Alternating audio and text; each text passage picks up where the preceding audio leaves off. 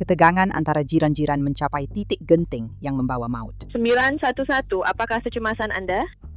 Hei, kawan saya baru saja ditembak. Dia sudah mati. Kepalanya hancur, terbang. Tetapi apabila seorang suspek mendakwa mempertahankan diri, penyiasat tidak begitu yakin. Tetapi jika dia sudah berada di depan awak dan awak di belakangnya, ancaman itu sudah tiada, betul? Anjing saya masih berada di situ. Pada pendapat saya, ancaman itu masih belum hilang. Dan saya masih rasa saya tidak selamat. Ini adalah Inside the Crime yang dibawakan oleh Law and Crime. Saya, Elizabeth Milner. Kami mengikuti ratusan kes setiap tahun. Setiap kes mempunyai begitu banyak bukti sehingga kami mendapat satu idea. Kami ingin memberi Anda peluang untuk menyiasat bukti itu sendiri. Jadi kami telah mencipta Fail Case Law and Crime Plus. Kami bercakap tentang bukti mentah, semuanya daripada rakaman kamera badan dan soal siasat hingga gambar tempat kejadian jenayah, panggilan 911 dokumen mahkamah dan banyak lagi.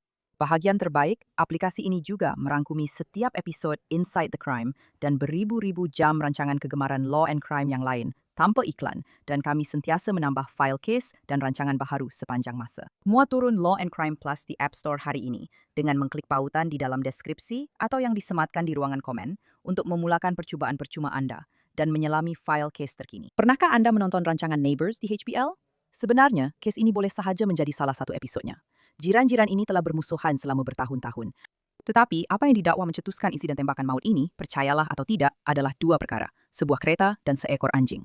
Ia berlaku pada 28 April 2024. Kita berada di Fort Myers, Florida.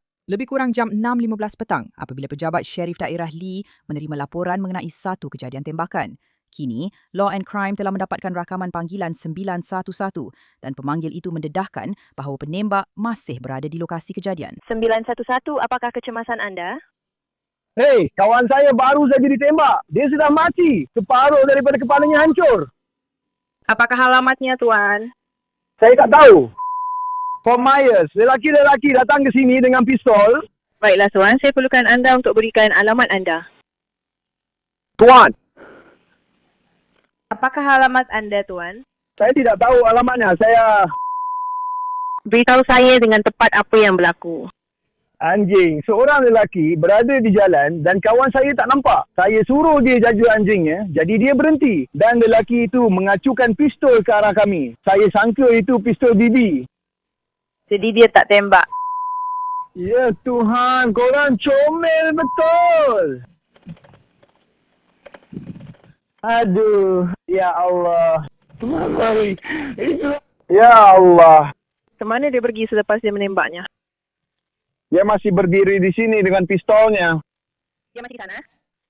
Dia masih di sini. Dia ada di halaman rumahnya sekarang. Kami tadi berada di tengah jalan. Ya Tuhan, kawan. Dia cederakan jari aku, kawan.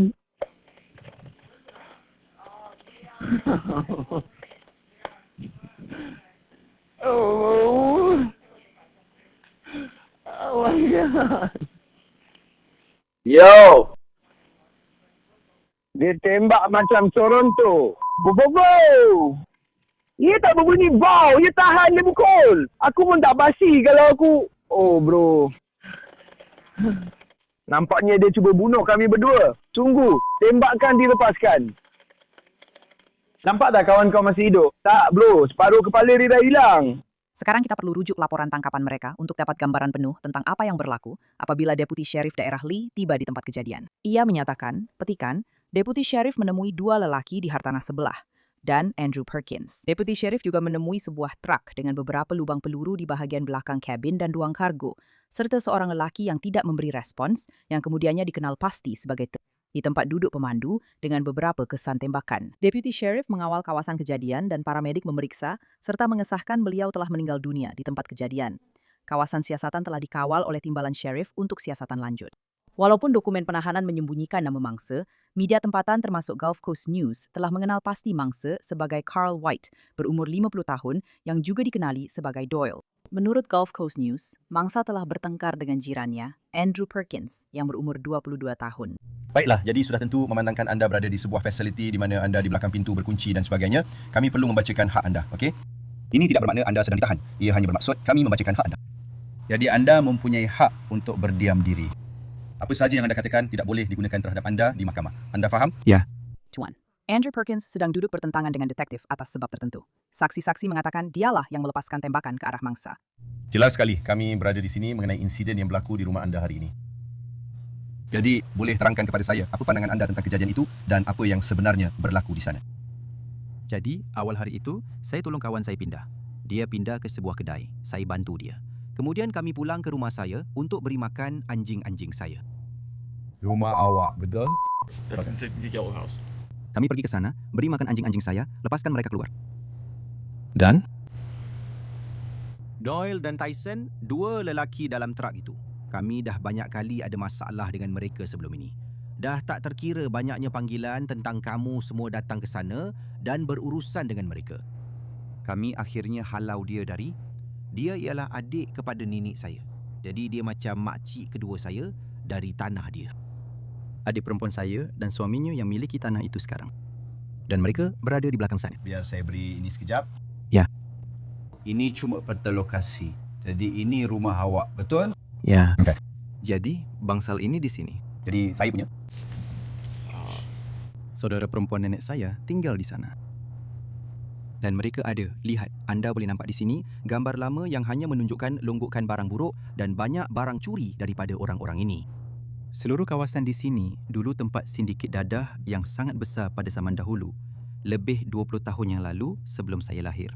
Jadi, tiada apa-apa selain masalah dengan orang-orang ini. Andrew mengaku kepada detektif dialah yang menembak Carl White atau dikenali sebagai Doyle. Tetapi Andrew mendakwa dia hanya mempertahankan diri.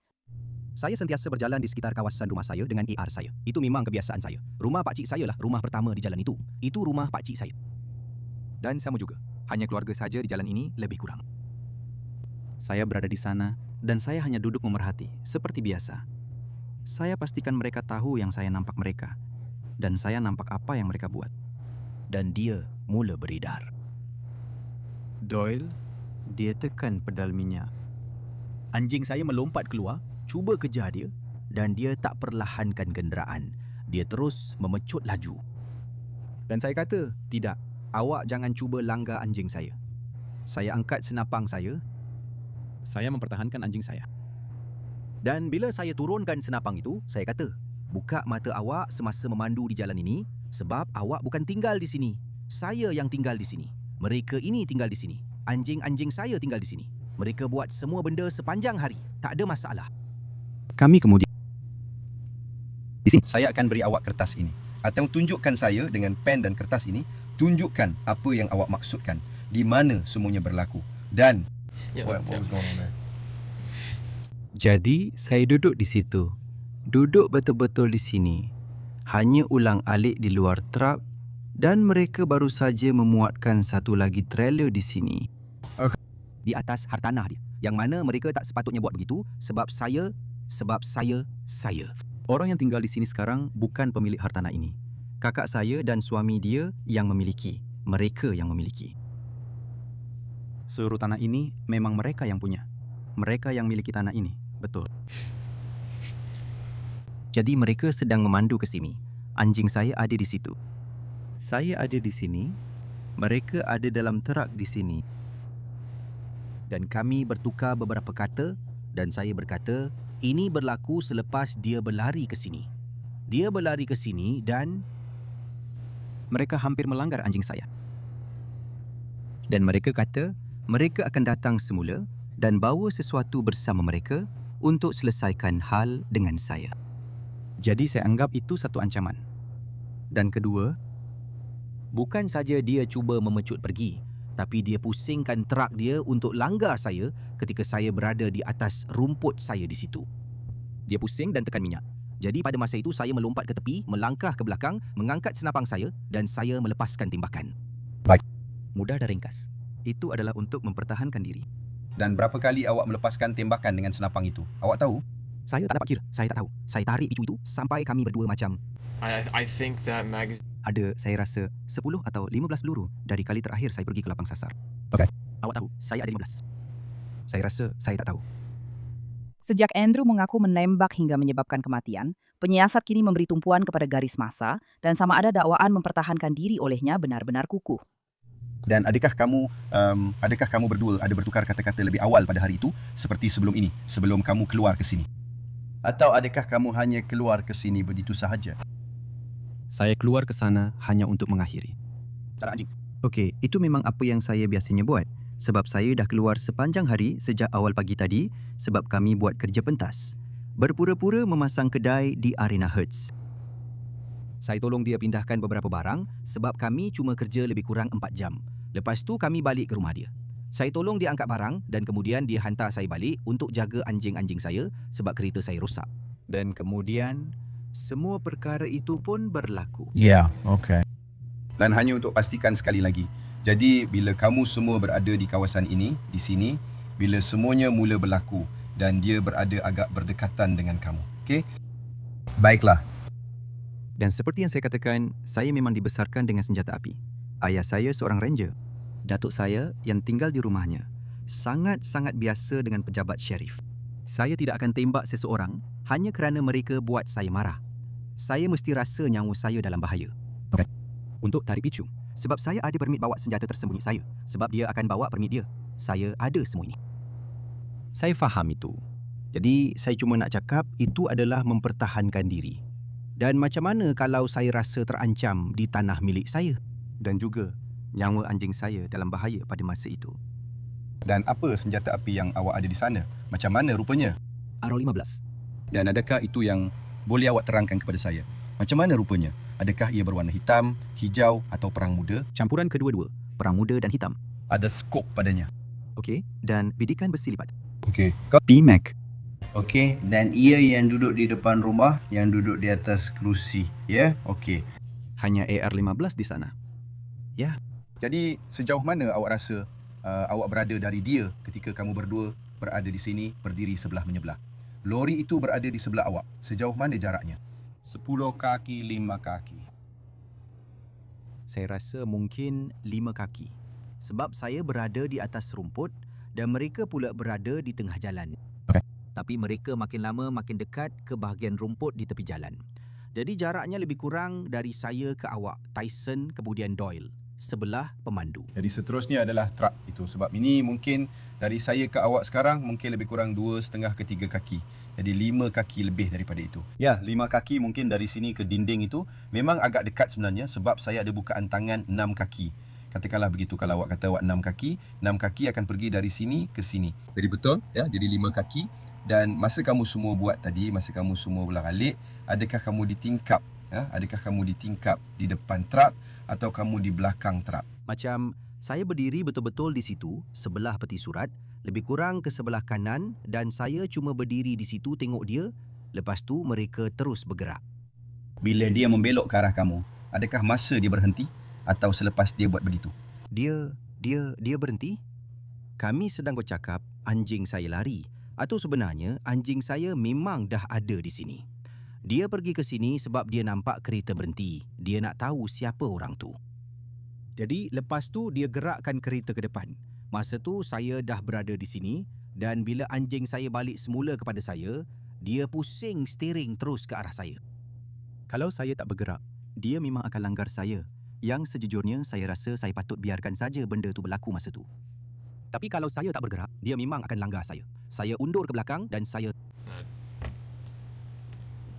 Okey. Awak tahu. Jadi bila kamu semua bergerak ke sana sini, kamu semua berada di sebelah satu sama lain. Tapi awak kata kemudian awak bergerak ke depan kenderaan itu. Untuk hentikan anjing saya hanya menjerit pada dia. Saya bergerak ke depan, mungkin 2-3 langkah saja di situ. Dan pada masa itu, ia adalah sudut yang sempurna untuk dia terus berpusing dan langgar saya sebab dia tengah marah. Okey. Dan itulah sebabnya dia membengkok. Dan bagaimana ia jadi macam tu? Bukannya lurus saja. Sebab dia masa dia nak pusing ke arah saya dan kemudian dia teruskan. Dia cuba buat macam ni, dia pergi jatuh betul-betul kat sini dan kemudian jatuh semula dan terlanggar pokok tu. Okey? Dan jadi sebabnya macam apa yang saya tertanya-tanya, adakah berlaku pergaduhan atau sesuatu? Awak turun ke sana sebab awak marah pada mereka atau apa sebab awak turun ke jalan dengan senjata api? Sebab saya memang buat macam tu setiap hari. Datuk saya pun buat macam tu. Pakcik saya pun buat macam tu. Memang itu yang kami buat. Saksi-saksi didakwa memberitahu detektif cerita yang berbeza yang menimbulkan keraguan terhadap keseluruhan dakwaan mempertahankan diri Andrew. Kami ada saksi lain yang mengatakan anjing awak berada di sini semasa semua ini berlaku. macam anjing awak sedang turun ke sana. Dan kemudian dia berlari balik pada masa itu. Tapi bila semuanya mula jadi kecoh, dia datang balik ke arah sini. Itu bahagian kedua. Masa itulah dia cuba melanggar saya dan beredar, dan saya melepaskan tembakan dan anjing saya kembali kepada saya. Lepas itu berlaku semua kekecohan itu. Sebab kali pertama dia melarikan diri, anjing saya pun lari keluar dan pergi ke sini. Dia pergi ke sini. Saya faham kalau awak kata dia nak datang ke arah ini dan cuba membelok ke arah awak dan langgar awak. Tapi dia dah pun. Sebab semua peluru, segala yang ditembak adalah dari belakang kenderaan. Semuanya dari belakang kenderaan. Ke depan, ya, awak menembak sambil berpusing. Dia berpusing, dia cuba dan langgar saya mengundur ke tepi. Dan pada masa itu, dia tekan pedal minyak. Dan pada masa itu, saya rasa saya berada di belakang truk itu. Awak tahu, saya tak pasti berapa kaki atau sama ada saya betul-betul di belakangnya. Maksud saya tak pernah buat macam tu sebelum ni. Ya. Itulah dia. Tapi kalau dia dah ada di depan awak dan awak pula di belakang dia, ancaman tu dah tak ada, betul tak? Anjing saya masih ada di situ. Pada pendapat saya, ancaman tu masih belum hilang. Dan saya masih rasa anjing saya tak selamat. Saya rasa anjing saya tak selamat. Okey, jadi awak lebih... Dia cuba bunuh saya. Dia cuba melanggar saya dengan truk dan trailernya. Jadi selepas kereta itu lalu, awak mula menembak. Tapi masa itu awak lebih risaukan anjing daripada keselamatan diri sendiri. Ya, jadi adakah kamu semua pernah ada masalah dengan dia cuba langgar anjing itu sebelum ini? Atau perkara seperti itu? Atau ia dah berlaku beberapa kali. Sampai dia bawa laju 50-60 di jalan ini, di jalan persendirian ini. Okey. Dan anjing-anjing saya berada di halaman mereka. Dan mereka nampak sebuah kereta. Mereka telah dilatih sampai satu tahap untuk datang bila dipanggil. Tapi bila mereka nampak sesuatu, mereka terus kejar. Terutamanya bila ia melibatkan orang-orang ini sebab mereka memang tak suka. Okey. Memandu laju di jalan itu, saya hampir langgar dia. Anjing saya yang lain, adik-beradik saya yang lain ada di luar sana masa hujung minggu. Phil ada 3 orang anak kecil. Okey. Kau tahu, dia memang sentiasa ada masalah dengan apa yang berlaku pada tarikh hari ini. Apa? Apa sebab hari ini kau hentikan dia untuk bercakap dengannya? Dan kemudian, jika dia pernah buat begini sebelum ini, dia hampir langgar anjing itu sebelum ini, kenapa hari ini kau pilih untuk ambil senjata dan tembak dia? Dia betul-betul hampir langgar anjing saya untuk kali kedua dalam interaksi ini. Kali kedua, dia hampir langgar anjing saya. Okey, ia berlaku terlalu cepat. Saya memang tak sempat nak fikir tentang semua butiran kecil ni dan sebagainya. Saya harap saya faham. Saya tak gembira dengan apa yang berlaku hari ini. Saya betul-betul tak okey. Ya, maksud saya awak tahu, saya cuba nak faham apa yang bermain dalam fikiran awak. Sebab pergi kejar lelaki ni, Satu-satunya perkara yang ada dalam fikiran saya adalah untuk pastikan anjing saya selamat. Okey. Sebab orang-orang ni tak sepatutnya ada kat jalan ni. Mereka tak patut, malah mereka tak ada urusan pun kat sini. Ya. Langsung. Dan mereka membahayakan nyawa anjing saya, anak-anak Phil dan nyawa adik perempuan saya di sini. Tidak, mereka tak perlu lakukan semua itu. Dan kemudian bila dia mengugut saya dan juga mengugut anjing saya, ia berlaku. Tapi saya tak berniat, saya nak pergi ke sana, saya nak tembak dia. Bukan macam tu keadaan masa saya berjalan ke sana. Kalau awak tanya semua orang di sini, saya memang selalu berjalan ke mana-mana. Kandang ayam di belakang pun saya pergi dengan ER saya, dengan senapang 22 saya. Tak kira apa pun, memang itu yang kami buat. saya bukan kata awak dah rancang awal-awal nak pergi ke jalan tu untuk tembak dia. Ya, tapi awak tahu, awak memang pergi ke sana untuk berdepan dengan dia dan menakutkan dia supaya keluar dari tanah ini. Awak dah tak nak dia di situ lagi, awak dah tak nak dia di kawasan tu lagi, awak memang nak dia pergi, awak nak dia tinggalkan tempat tu. Ia memang satu konfrontasi, sehinggalah ke saat dia mula memandu. Anjing saya melompat keluar dan dia langsung tak tengok. Dia tak tengok langsung dan mereka memandu laju di jalan itu. Saya tak nak bercakap dengan dia sebab ia macam bercakap dengan dinding. Dan saya pergi ke sana untuk bercakap dengan makcik saya dan tunggu dia berlalu pergi. Kemudian fikirkan semuanya macam okey. Kenapa? Siapa yang benarkan mereka buat macam ni? Apa yang berlaku di sini? Baiklah. Jadi apa yang kita akan buat? Sebab ini satu siasatan. Itu memang apa yang biasanya kami buat untuk semua siasatan. Mereka akan datang, mereka akan ambil gambar, semua benda. Mereka akan ambil pakaian awak. Macam yang kami cakap tadi, kami dah buat ujian GSR. Mereka akan ambil cap jari dan pada dasarnya mereka akan lalui seluruh proses dengan awak. Okey, jadi mereka akan proses semua tentang awak. Jadi nanti pegawai perempuan dari unit tempat kejadian jenayah akan masuk dan mereka akan buat semua itu untuk awak. Dan kemudian kami akan uruskan dengan awak tentang itu. Kami akan bagi pakaian lain untuk awak dan kami akan sediakan sesuatu yang lain untuk awak pakai. Okey. Baiklah, jadi beri saya sedikit masa dan kami akan kembali kepada awak sebentar lagi.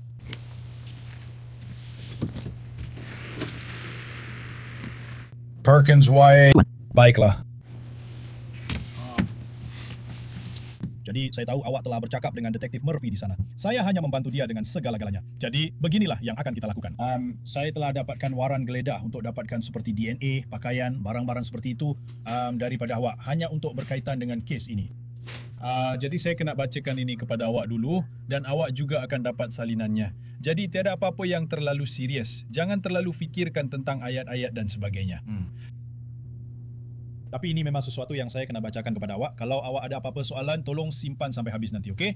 Jadi kita akan mula sekarang. Sekarang pukul 1.19 pagi.